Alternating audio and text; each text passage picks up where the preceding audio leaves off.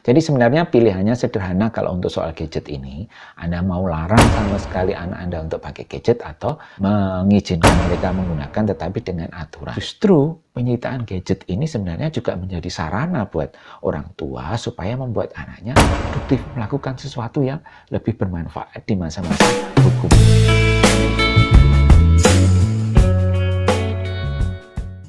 Hello parents, jumpa lagi dengan saya Disagius dari Pondit Consulting. Di video kali ini saya akan membagikan tips untuk menyita gadget anak kita secara bijaksana.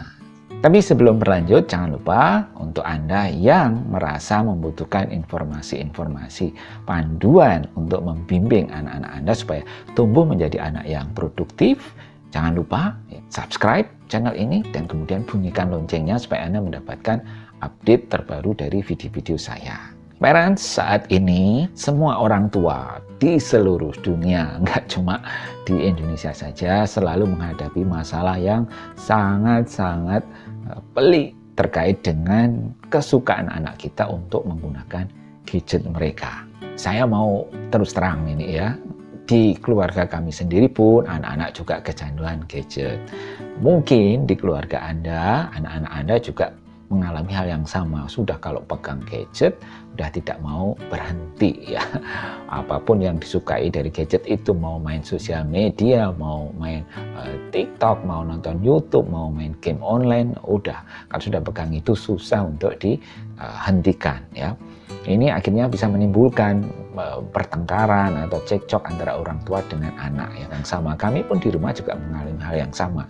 Dan kalau misalnya ada orang tua yang mengatakan bahwa Oke, kami tidak masalah dengan itu, sebenarnya ya tidak apa-apa ya, tetapi ingat ada bahayanya juga kalau anak terus-menerus menggunakan gadget untuk hal-hal yang sifatnya bukan hal produktif.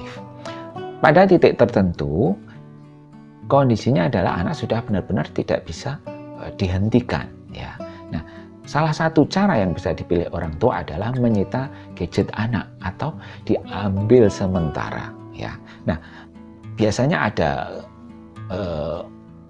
konflik atau gesekan atau apalah sejenisnya, mulai dari yang level heboh sampai yang ya slow-slow aja. Nah, saya akan bagikan tips supaya Anda mendapatkan tambahan alternatif untuk istilahnya mengkarantina gadget anak Anda secara lebih bijaksana lagi. Ya, oke. Jadi step pertama adalah menetapkan aturannya dulu ya.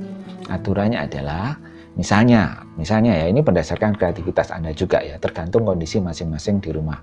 Misalnya penggunaan gadget boleh hanya 2 jam setiap hari ya, atau 3 jam setiap hari, atau hanya boleh di akhir pekan saja ya. Nah, kalau sudah diberikan aturan seperti itu, nah tinggal nantinya Anda meminta anak Anda untuk disiplin menerapkan aturan tersebut ya.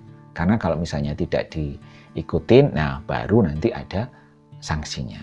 Yang tidak kalah penting, faktor yang kedua adalah ketika Anda menetapkan aturan, itu Anda harus menjelaskan reasoningnya, alasannya, kenapa ada pembatasan. Ya, jadi aspek why-nya harus mereka ketahui. Ya, karena disinilah aspek pembinaan untuk anak kita adalah menjelaskan kepada mereka bahwa setiap langkah yang dilakukan orang tua itu ada alasannya ya, dan itu semua demi kebaikan mereka ya. Yang ketiga, jadikan rule atau aturan yang ditetapkan tadi sebagai sebuah challenge untuk anak Anda. Artinya kalau mereka bisa mengikuti aturan tersebut ya, itu asumsinya adalah mereka bisa mengikuti challenge ya. Jadi anak di challenge, ditantang untuk bisa mengikuti rule of the game-nya, aturan main di rumah. Nah, nanti ya namanya challenge, kalau misalnya mereka berhasil mengikuti dengan baik, nah, memecahkan challenge-nya, ya, berikanlah rewards ya, rewards. Tapi kalau misalnya mereka tidak bisa mengikuti ya, mereka dapat punishment. Yang keempat, reward and punishment. Artinya anak akan diberikan rewards kalau bisa memecahkan challenge-nya, bisa mengikuti aturannya ya. Karena apa? Ketika mereka sudah berusaha keras untuk memecahkan challenge itu, mengikuti aturan itu, ya kita perlu memberikan apresiasi kepada mereka. Macam-macam apresiasinya saya serahkan kepada Anda. Kalau di kami, di contoh di kami misalnya, kalau udah mengikuti aturan, nanti misalnya ada bonus, ya bonusnya misalnya pemakaiannya ditambah sekian jam, ya. Terus kemudian ada lagi diajak kemana, dibeliin makanan tertentu atau apa, ya. Nah, Anda bisa mengatur itu periode challenge-nya berapa lama, ya. Saya sudah membuat videonya, ya. Nanti kalau sudah ada di sini berarti sudah ada videonya. Kalau belum, ya berarti saya belum membuat. Saya sedang merancang untuk ada video tersebut, ya. Nah, jadi challenge selalu ada rewards-nya, ya. Ini untuk merangsang anak supaya mengikuti rule of the game-nya. Walaupun sebenarnya yang namanya rule itu mau dikasih hadiah atau enggak tidak masalah karena namanya aturan kan, tetapi Anda bisa merangsang anak pada tahap awal di dalam aturan main itu supaya mereka mengikuti dengan senang hati. Toh rewardnya nggak selalu harus dalam bentuk sesuatu hadiah, ya, bisa juga dalam pujian atau tambahan fasilitas, jadi kayak semacam pelonggaran dari aturannya, misalnya bonus untuk menggunakan gadgetnya lebih lama. Nah, kalau untuk punishment itu udah jelas, ya, kalau misalnya mereka melanggar otomatis, ya, harus dihukum, ya. Hukumannya bisa dalam bentuk diambil handphonenya dan kemudian dijelaskan sebentar bahwa mereka sudah melanggar, ya. Jadi ya kewajibannya untuk mengikuti aturan, ya, gadgetnya harus dikarantina dulu. Yang kelima, tentukan kapan atau syarat dari gadget yang disita, ya. Ini sudah otomatis, kalau Anda sudah menetapkan aturannya itu berarti itulah syaratnya. Kalau dilanggar, ya itulah saatnya Anda mengambil gadgetnya. Kenapa? Aturan ini harus ditegakkan, ya. Kalau tidak ditegakkan nanti ya akhirnya dilanggar dan kemudian aturan itu sendiri sudah tidak efektif lagi, ya. Jadi tetap ingatkan pada anak Anda ketika mereka sudah mendekati fase mau melanggar aturan atau sudah terlampau jauh menggunakan gadgetnya, itu harus diingetin, ya, sekali lagi diingetin supaya mereka sadar bahwa mereka akan menerima konsekuensi tersebut.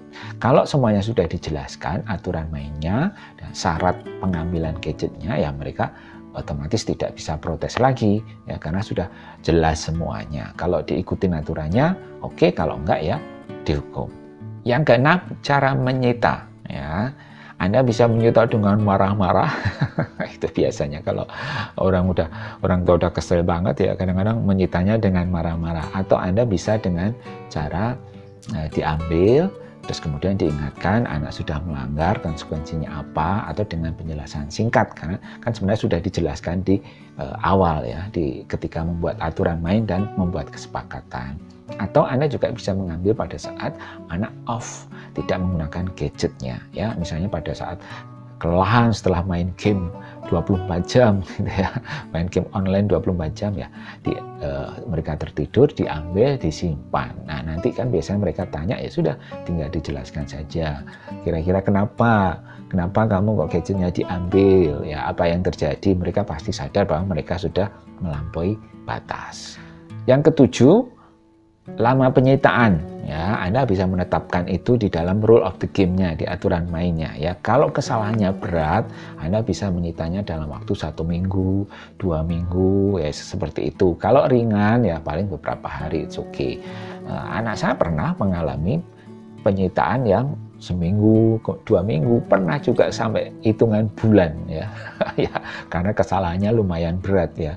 Kalau sudah seperti itu, ya biasanya anak sudah menerima karena mereka tahu, ya, mereka salah, ya. Dan itu sebenarnya menanamkan rasa tanggung jawab juga. Nah, pada akhirnya nanti mereka akan masuk ke fase balancing juga, ya. Ketika gadgetnya disita, mereka juga akan mencari hal-hal lain yang bisa mengisi waktunya, ya. Jadi itu akan terjadi secara otomatis, jadi Anda tidak perlu terlalu khawatir juga kalau mau mengambil langkah pengambilan gadget ini.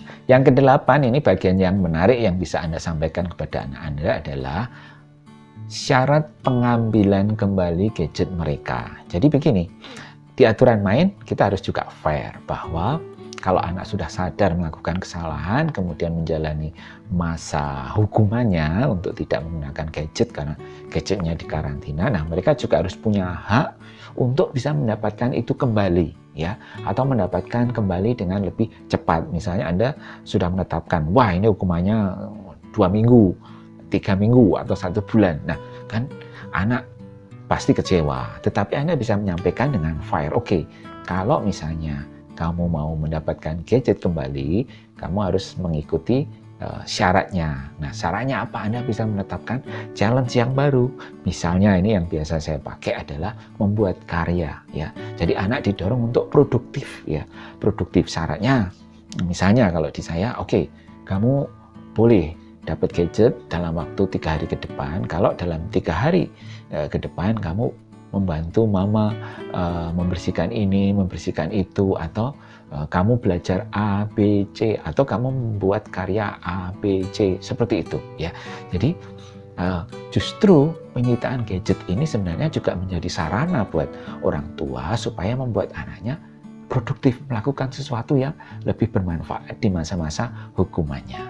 Jangan lupa parents, nanti kalau misalnya anak sudah berhasil memecahkan challenge-nya dalam rangka mendapatkan gadget kembali, nanti berikan bonus-bonus kecil, ya. Misalnya setelah berusaha keras untuk mendapatkan gadget selama seminggu dengan membuat berbagai macam karya, menulis, menggambar, membuat prakarya, belajar aplikasi-aplikasi baru, aplikasi pakai handphone pinjaman dari orang tua.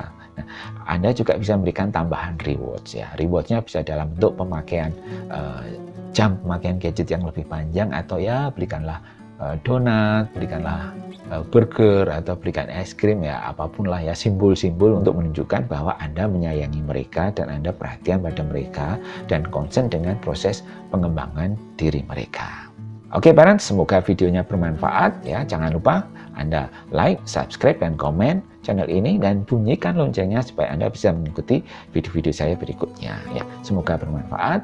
Sukses untuk Anda. Sampai jumpa.